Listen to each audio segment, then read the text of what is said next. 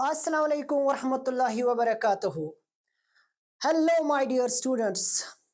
Today we are going to discuss. Today our talk will be about the nationalism in Europe, the chapter number 1 of class 10th history. आज के इस lecture में हम discuss करने जा रहे हैं नेशनलिज्म इन यूरोप। यूरोप का नेशनलिज्म हम डिस्कस करने जा रहे हैं, कैसे यूरोप में नेशनलिज्म सामने आया। बट उससे पहले इन सब चीज़ों को, नेशनलिज्म को हम समझेंगे। सबसे पहले यूरोप में नेशनलिज्म की जो बेसिक फैक्टर्स है उनको डिस्कस करेंगे। ये हमारा पहला लेक्चर होगा इस चैप्टर पर, ठीक है। वन बाय वन हम इस पर अलग अलग लेक्चर्स लाएंगे, ठीक है। तो चलिए बेटा डिस्कस करते हैं नेशनलिज्म इन यूरोप, ठीक है। चलिए, सो लेट वी स्टार्ट। तो हम सबसे पहले देखेंगे कि चैप्टर की इंट्रोडक्शन में हम देखने की कोशिश करेंगे कि नेशनलिज्म क्या होता है। What does mean by nationalism? Nationalism क्या होता है, ठीक है। तो जैसा कि आपको पता है और आपने बार बार सुना भी होगा कि नेशनलिज्म क्या है, तो हम जानेंगे आज फिर से एक बार। उर्दू में अगर हम देखेंगे, हम कहते हैं कौम परस्ती। नेशनलिज्म को हम क्या कहते हैं आम जुबान में? कौम परस्ती। हुब्बुल वतनी, हुब्बुल वतनी, वतन की तय, वतन के लिए मोहब्बत। जब आप अपने नेशन से, अपने कौम से मोहब्बत करते हो, when you show devotion, when you show love towards your nation, जब आप अपने नेशन के लिए, अपने मुल्क के लिए मोहब्बत रखते हो, मोहब्बत दिखाते हो। ये मोहब्बत यूरोप में कैसे सामने आई, कैसे वहां पर नेशंस बने, इसी के मुतालिक ये पूरा चैप्टर है। तो उन सब चीजों को डिस्कस करने से पहले हम जरा चलते हैं और देखने की कोशिश करते हैं कि यूरोप, पहले जानने की कोशिश करते हैं कि नेशनलिज्म क्या होता है। बट नेशनलिज्म को समझने से पहले हमें समझना होगा ये जो टर्म नेशन है, ये टर्म जो हमारी है नेशन, इसको समझेंगे सबसे पहले कि ये नेशन क्या होता है। What does mean by nation? Remember, what does mean by nation? Nation क्या होता है, इसी को सबसे पहले जानने की कोशिश करेंगे कि नेशन क्या होता है, नेशन के माने क्या है। लिखा गया है नेशन कौम, कौम। अगर हम नेशन को और आसान भाषा में समझने की कोशिश करें, it is social unit, it is a social unit, एक सामाजिक इकाई है। सोशल यूनिट एक सोशल यूनिट है जहां पर फीलिंग्स काम करती है, जहां पर इमोशंस काम करते हैं, ठीक। और जब हम इस नेशन को और आसान बनाने की कोशिश करते हैं, हम कहते हैं इट इज ग्रुप। ये एक ग्रुप है। किनका ग्रुप है? Group of common people, group of people, group of people, ऐसे भी हम लिख सकते हैं। It is group of people, ये लोगों का एक ग्रुप है। तो इसीलिए, बट कौन सा ग्रुप? जो क्या करेंगे? जो शेयर करेंगे कॉमन आइडेंटिटी, कॉमन आइडेंटिटी जो शेयर करेंगे। ये कॉमन आइडेंटिटी क्या है? कभी ना कभी किसी ना किसी चीज से वो एक जुड़े हुए, उनकी जो हिस्ट्री है, उनका जो बैकग्राउंड है, उसमें वो कभी ना कभी एक दूसरे से जुड़े हुए हैं, जुड़े हुए थे और जुड़े हुए हैं। याद रखिएगा। तो हमने देखा कि कॉमन आइडेंटिटीज किस तरीके से हम समझ सकते हैं। तो हमने कहा शेयर्ड हिस्ट्री, उनकी तारीख एक रही हो, तारीख वो शेयर कर रहे हो।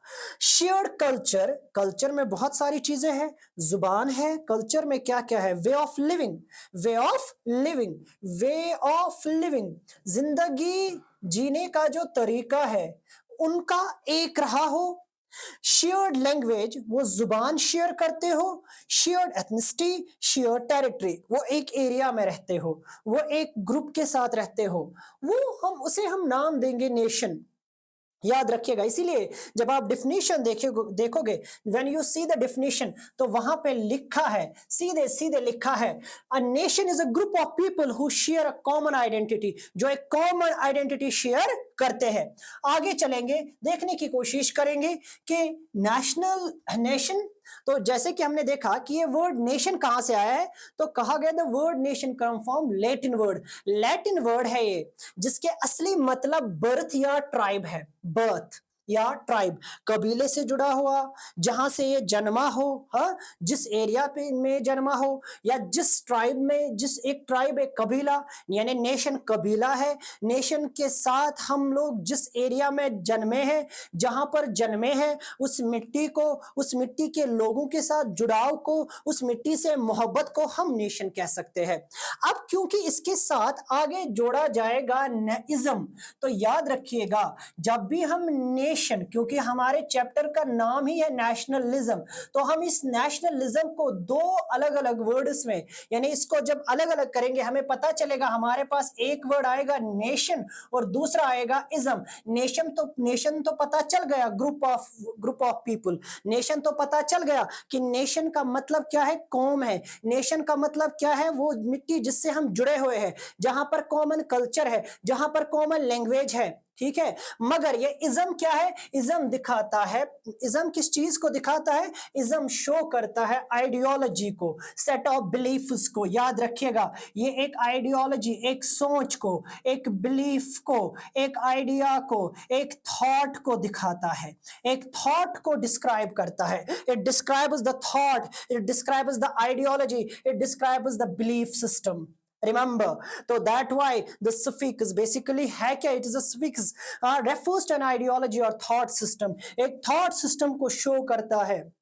आप अपने लोगों के लिए कैसे सोच रखते हो, किस तरह की सोच रखते हो। हाँ, अगर हम देखेंगे जहां जहां पर आगे, जहां जहां पर आगे इज्म लगेगा, वहां वहां उस एक फील्ड से, उस एक फील्ड का थॉट आपके सामने आएगा। जैसे हमने यहां पर लिखा है एग्जाम्पल के तौर पर, एग्जाम्पल ऑफ कैपिटलिज्म पूंजीवाद, हाँ, सोशलिज्म समाजवाद, नेशनलिज्म कौम की तरफ सोच रखने वाले, अपने लोगों की फिक्र रखने वाले, अपने कौम के लिए सोचने वाले, या ये कौमियत जिसे हम दूसरी भाषा में कहेंगे, इस कौमियत को ही हम समझेंगे कि ये कौमियत कैसे वजूद में आई।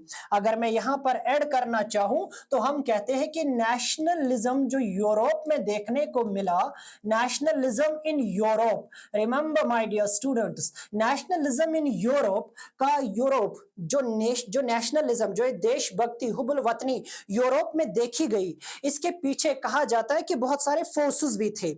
मैं अगर कहूं, मैं एक छोटा सा तालिब इल्म अगर कहूं, एक स्टूडेंट ही अगर कहूं कि नेशनलिज्म कैसे कैसे वजूद में आई, तो मैं ये भी कह सकता हूं कि यहां पर जो रिप्रेसिव रूल था, यहां पर जो रिप्रेसिव रूल था यूरोप में, रिप्रेसिव रूल, ठीक है, वो भी एक वजह थी। यहां पर जो एक सप्रेशन जो था वो भी एक वजह थी। मैं कहूं यहां पर जो मोनार्कियल सिस्टम था, हाँ, जो यहां पर मोनार्की थी, जो यहां पर बादशाही रूल था, उससे भी लोग तंग आ चुके थे। मैं कहूं जो एक फ्यूडल स्ट्रक्चर था, फ्यूडल स्ट्रक्चर जिससे लोग तंग आ चुके थे, कमाता कोई और था, खाता कोई और था, वो भी एक वजह बनी। मैं अगर कहूं कि एजुकेशन रेनेसां भी एक वजह बनी। मैं अगर कहूं इंडस्ट्रियलाइजेशन भी एक वजह बनी। याद रखिएगा इंडस्ट्रियलाइजेशन भी एक फोर्स बनी, दे आर ऑल फोर्सेस। हाँ, मैं अगर कहूं कि इंपीरियलिज्म, कैपिटलिज्म, इंपीरियलिज्म, और सबसे बड़ी बात जो हम कहने जा रहे हैं वो आप याद रखोगे, दैट इज द कॉलोनियलिज्म। याद रखिएगा कॉलोनियलिज्म, हाँ, it was a movement against the colonialism. Remember all of you, those who are on the screens, who are on the screens, listen carefully. It was a movement against the suppression, it was a movement against the colonialism, against the monarchy, against the power.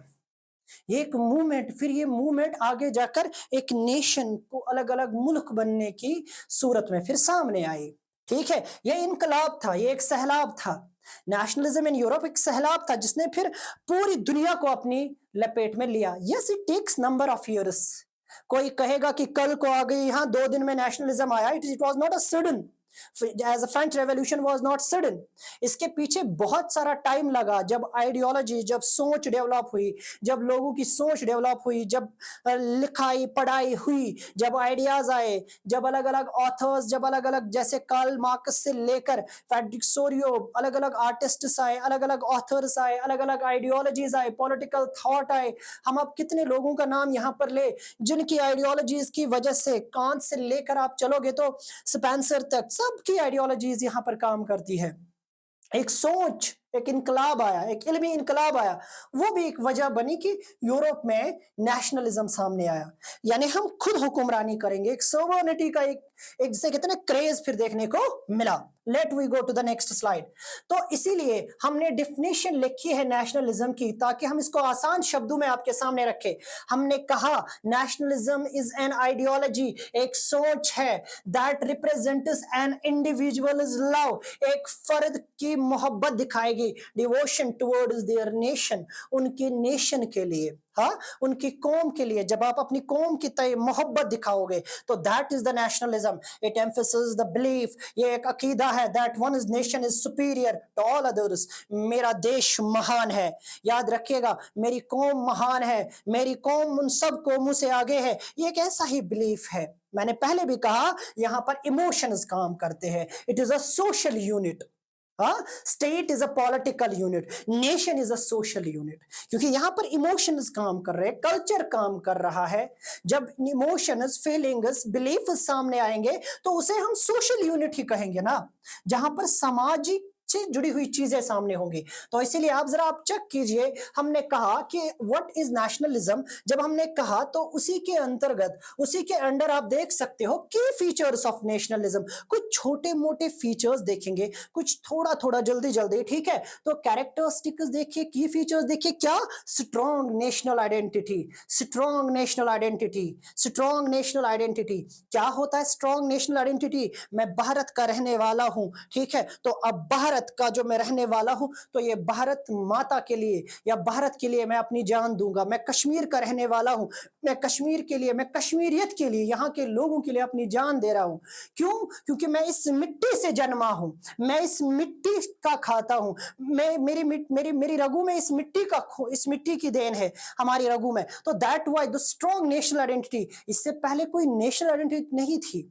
Remember, there were less national identities, ये nation का concept ही नहीं था। Medieval से जब आप देखोगे 1701 से in the modern ages we have seen the national identity. ये कौमियत और कौम परस्ती का जो नारा है, ये जो कौमों की आइडेंटिटी है, जो लोगों की पहचान है, याद रखिएगा, जो कौमी पहचाने हैं, जो कौमी पहचाने हैं, ये हमें मॉडर्न एरा में देखने को मिली, मॉडर्न टाइम्स में देखने को मिली। उससे पहले तो कहीं पर थी नहीं, अगर थी तो दिखाइए।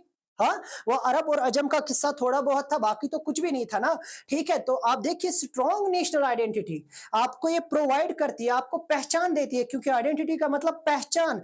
कौम से आपको पहचान मिली कि आप किस कौम से जुड़े हुए हो। ये नेशनलिज्म, ये एक सोच कौम परस्ती दे रही है। यानी आपको उस कौम, ये किसी के साथ आप जुड़ जाते हो, आपको एक नाम मिलता है, प्राइड इन नेशनल अचीवमेंट। अब जो पूरी कौम जो हासिल करेगी उसका आपको भी फक्र होगा, because you are part of that social community, you are part of the group, and when group achieves something, that means you achieved the something. desire for national self determination, हुकूमत है, अदम है, इस्तिकलाल है, जुर्रत है, वो सारी चीजें nationalism की वजह से ही पनपती है, डेवलप होती है। आगे चलेंगे। हाँ, व्हाट हैपनेड, जरा देखते हैं।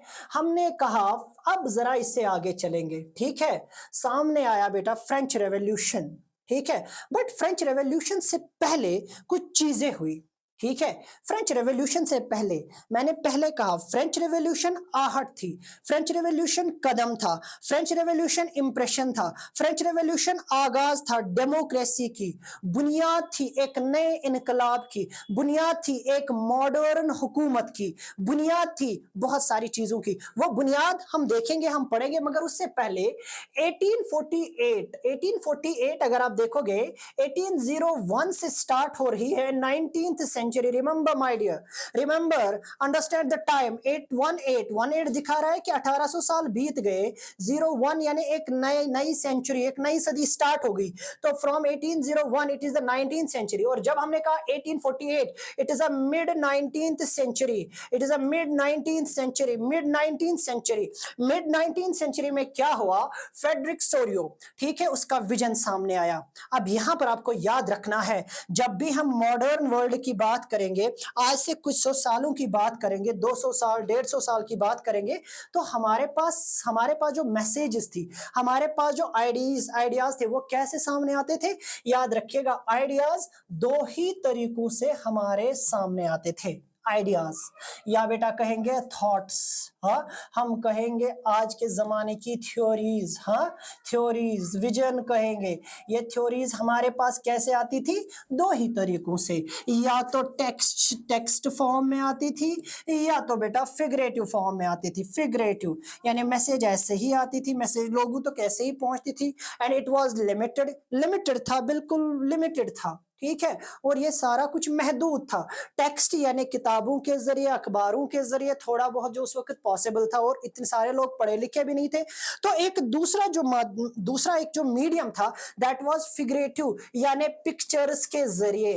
याद रखिएगा, पिक्चर्स के जरिए, आज के जमाने के फोटोज के जरिए, आज की, या बेटा सबसे इंपॉर्टेंट था पेंटिंग्स। Painting was art. अब आर्ट के जरिए आज भी आप देखिएगा, पेंटिंग्स के जरिए ऐसी ऐसी मैसेज स्कोर की जाती है जो लोगों के बिल्कुल वहमो गुमा में भी नहीं होता है। तो ऐसा ही हमें देखने को मिला, एक फिगरेटिव, ठीक है, पेंटिंग्स आर्ट की सूरत में हमें इनकलाब, हमें एक नए युग, एक नई सेंचुरी, एक ख्वाब की ताब, हमें एक नया ख्वाब देखने को मिला। वो ख्वाब किसका था, इट वॉज फ्रेडरिक सोरियो, जिसके मुतालिक क्वेश्चन पूछा जाता है, हु वाज फ्रेडरिक सोरियो। तो याद रखिएगा, he was a French artist, ये फ्रांस का एक आर्टिस्ट था जिसने प्रिंट्स बनाए, पेंटिंग्स बनाए, एक series of 4 paintings, remember my dear students, series of 4 paintings, series of 4 paintings, इसने सीरीज ऑफ 4 पेंटिंग्स बनाई। 1848 में वो आइडिया लोगों के सामने आया, और वो आइडिया यहां पर दिखाया गया है, पिक में बेटा हमने रखा है, आप देखिए आपकी बुक पे, पहले ही पेज पे देखा, आपका पेज, आपकी बुक, आपका चैप्टर यही इसी पिक से स्टार्ट होता है। स्पेशली सीबीएसई वाले इस पर ध्यान रखेंगे, ठीक है।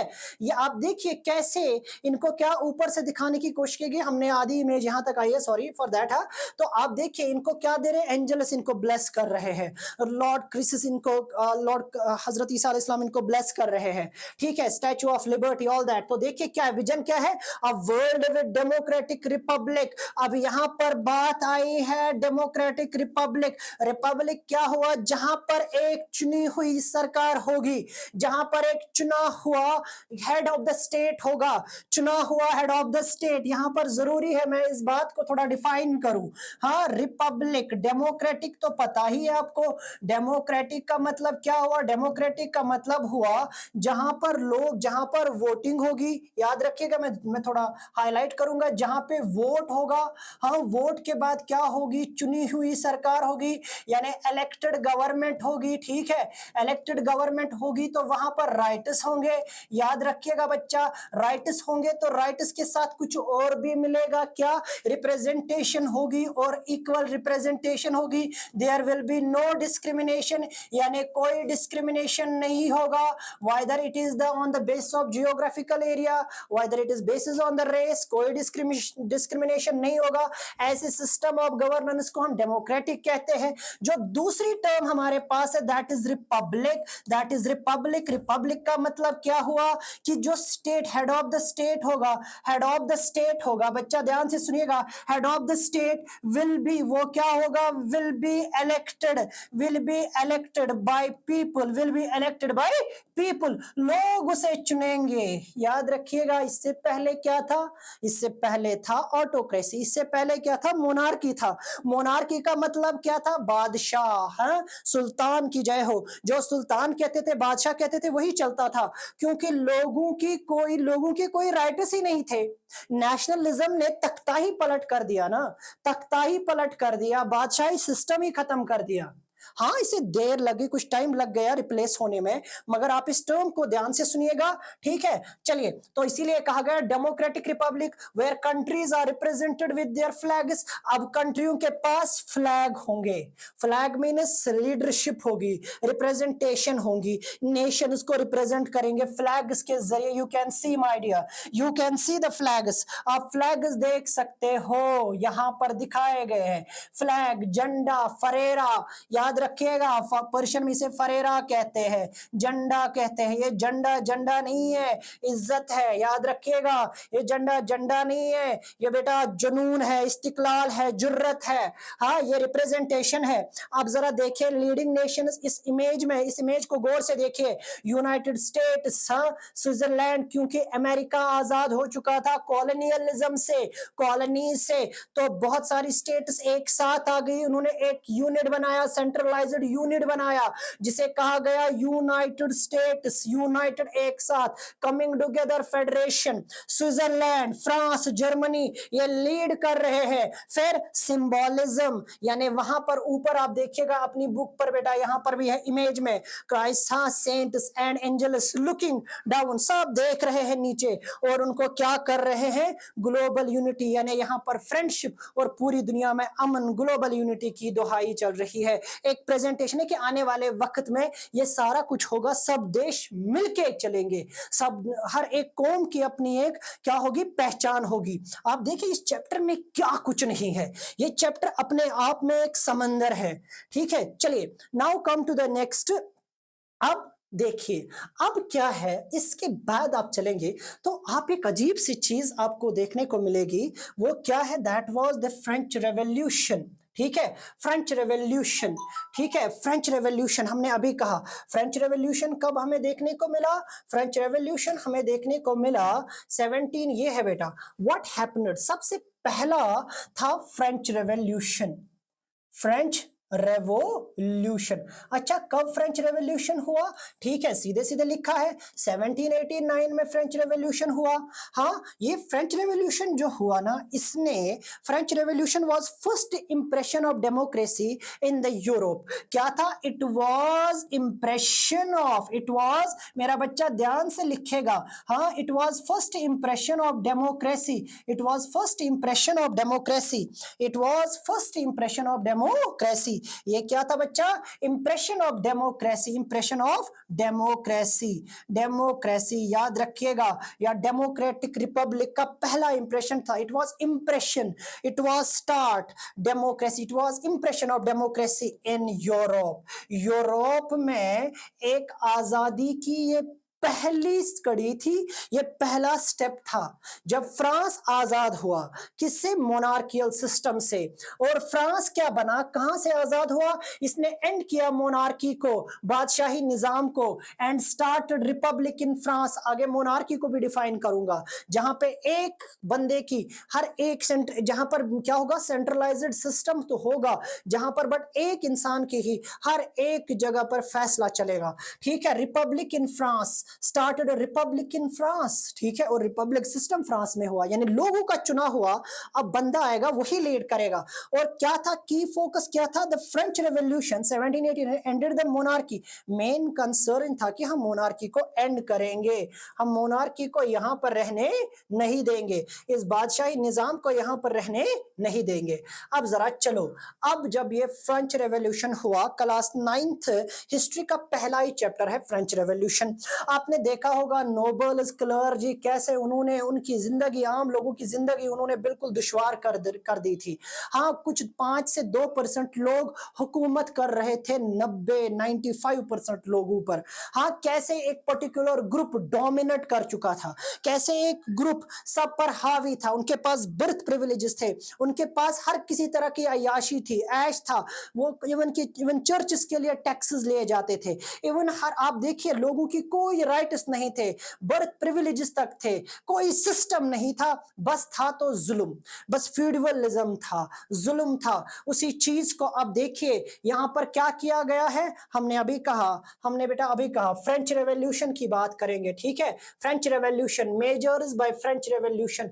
जब फ्रेंच रेवोल्यूशन आया तो फ्रेंच रेवोल्यूशन में फ्रेंच रेवोल्यूशनरीज ने कुछ कदम उठाए।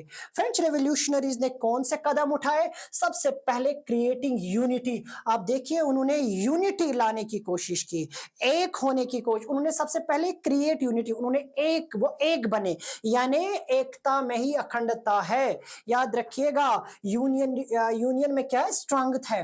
द आइडिया, तो सबसे पहले उन्होंने क्या कहा? ला पात्रे, the idea of the country as a united community. हम सारा देश एक है, हम एक कम्युनिटी है, हम अलग अलग नहीं है। ले सेतायून यानी ले पात्रे फादरलैंड, ले सेतायून the citizen, the fatherland, the fatherland. Why the fatherland? हम इस देश के हैं, हम इस मिट्टी के हैं, ठीक है। हम इस मिट्टी से जुड़े हुए, ये हमारे बाप दादाओं की जमीन है, ये किसी और की जमीन नहीं है, ये हमारी रगों में इसका खून है। तो ऑटोमेटिकली आपने इमोशन यहाँ पर जोड़े, आपने सोशलाइजेशन यहाँ पर जोड़ी, आप लोगों के साथ जुड़ गए, ठीक है। You will feel the pain of other people, that why ला पात्रे, हाँ, द फादरलैंड। ले सितायून the citizenship, the first step towards that citizenship. इससे पहले सिटीजनशिप का बहुत कम कॉन्सेप्ट था। तो ले सितायून द सिटीजनशिप, आप ये भी देखिएगा। और यहां पर इसका मतलब when you talk about the citizen, that means you will have the rights. आपके पास क्या होंगे?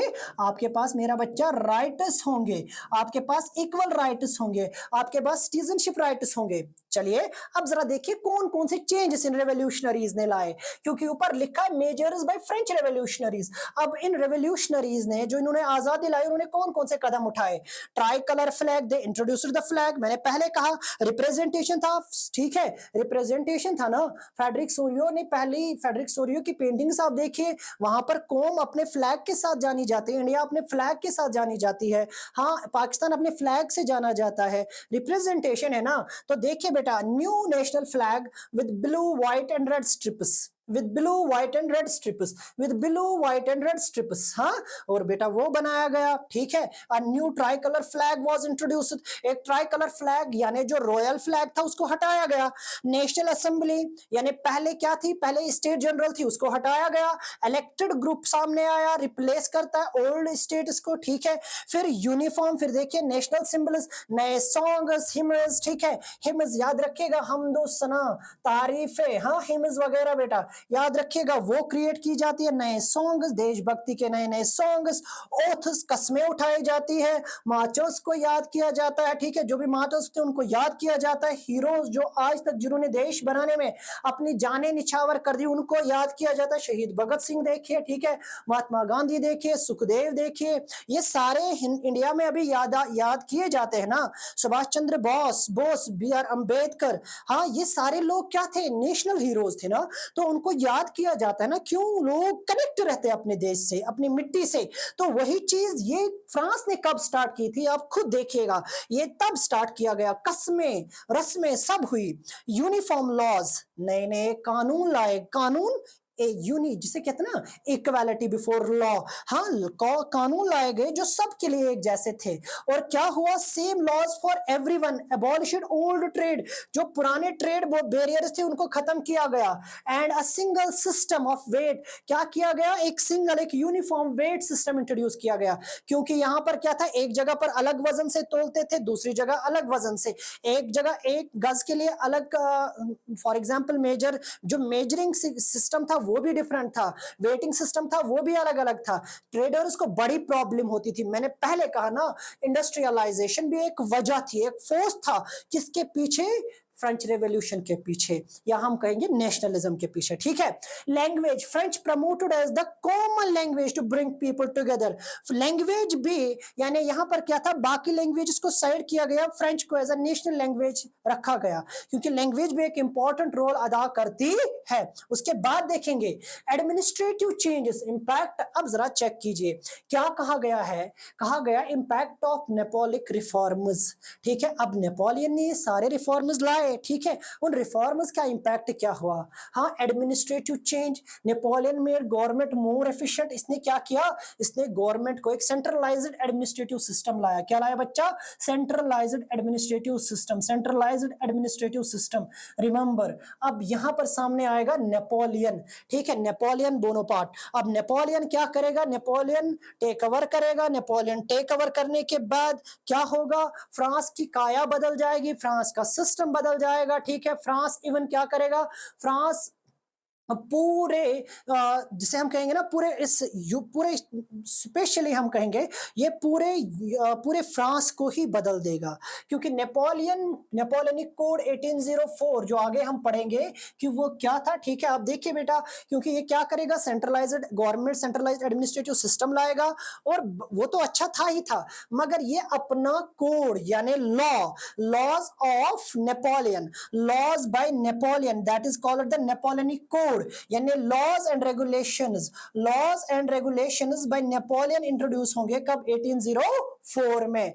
1804 में क्या था, ये प्रिविलेजेस को, बर्थ प्रिविलेजेस को खत्म करेगा जो क्लर्जीज के पास थे, जो नोबल्स के पास थे। अब वो जन्म से ही महान नहीं रहेंगे, वो अब काम से महान रहेंगे। हाँ, एस्क्राइब्ड स्टेटस नहीं, अचीव्ड स्टेटस चलेगा, क्योंकि स्टेटस कितने तरह के होते हैं बच्चा, स्टेटस याद रखिएगा, एक होता है हमारे पास अचीव्ड, मैंने क्या हासिल किया, अचीव्ड स्टेटस, ठीक है। एक होता है एस्क्राइब्ड स्टेटस, मैंने, ठीक है, एस्क्राइब्ड स्टेटस यानी मेरे बाप दादा शरीफ थे, मैं भी शरीफ हूं, ठीक है, वो होता है एस्क्राइब्ड। कोई लड़का है, ठीक है, बॉय है कोई, तो बेटा वो बॉय जन्म से है, इट इज एस्क्राइब्ड। अब वो जाके डॉक्टर बनेगा, ठीक है, when a boy become doctor, when a girl become doctor, याद रखिएगा, when a girl become doctor, जब वो डॉक्टर बनेगी, उसने वो हासिल किया, वो डॉक्टर बनना, इट इज अचीव्ड। हाँ, शरीफ, आपके माँ बाप शरीफ थे, हाँ, इट इज एस्क्राइब्ड, याद रखिएगा। अब आप शरीफ हो कि नहीं हो, इट डिपेंड्स ऑन यू। मैं शरीफ हूं कि नहीं हूं, मैं स्कूल गया, ठीक है, फिर मैंने वहां से पढ़ाई हासिल की, पढ़ाई डिग्री हासिल करना, इट इज अचीव्ड, याद रखना। चले वापस, तो अब क्या हुआ, जितने भी प्रिविलेजेस थे, जो स्पेशल उनके पास राइट्स थे, वो सब on the base of birth खत्म किए गए। एवरीवन इक्वल, लॉ के सामने सबको बराबर रखा गया। प्रोटेक्टेड, इनको प्रॉपर्टी राइट्स वहां पर दिए गए, प्रोटेक्टेड प्रॉपर्टी राइट्स मिले, ठीक है। ये बेटा 18010 का जो आप मैप है, आप खुद देखिए, नेपोलियन, ठीक है, you can see the Napoleon का जो रूल था, ठीक है। कंट्रीज अलाइड विद, जहां पर आप देखिए फ्रेंच एम्पायर, जहां जहां पर ये बेटा पर्पल कलर है, वहां वहां से ये आप चेक कर सकते हैं, ठीक है। ये पहले फ्रेंच एम्पायर था, ठीक, ये आप चेक कीजिए यहां से, ये वाला हिस्सा, ठीक है। फिर दिखाया गया कंट्रीज विद अलाइड विद, जो नेपोलियन के साथ थे, तो एक पर्पल, ये ऑस्ट्रियन एम्पायर, ठीक, ये पर्शिया, किंगडम ऑफ डेनमार्क, ठीक। फिर बेटा देखिए, कंट्रोल्ड बाय नेपोलियन, नेपोलियन ने जो कंट्रीज, ये देखिए स्पेन को नेपोलियन ने कंट्रोल किया, ठीक है, किंगडम ऑफ नेपल्स को किया, और भी बहुत सारे एरियाज को बेटा इसने किया। और कंट्रीज एट वॉर, और नेपोलियन के साथ कौन लड़ा, ये बेटा ब्रिटेन लड़ा, आयरलैंड लड़ा, ब्रिटेन ने किसके साथ नहीं लड़ा, ठीक है, और भी बहुत सारे कंट्रीज ने बेटा लड़ा। चले आगे, ठीक है, बट स्पेशली ब्रिटेन की तो हमेशा, आयरलैंड की तो हमेशा इनके साथ 36 का आंकड़ा ही था। चलिए आगे, now moving to the others, और कौन कौन से, आप 1 सेकेंड, चलिए अब और क्या हुआ, जरा आप चेक करते हैं।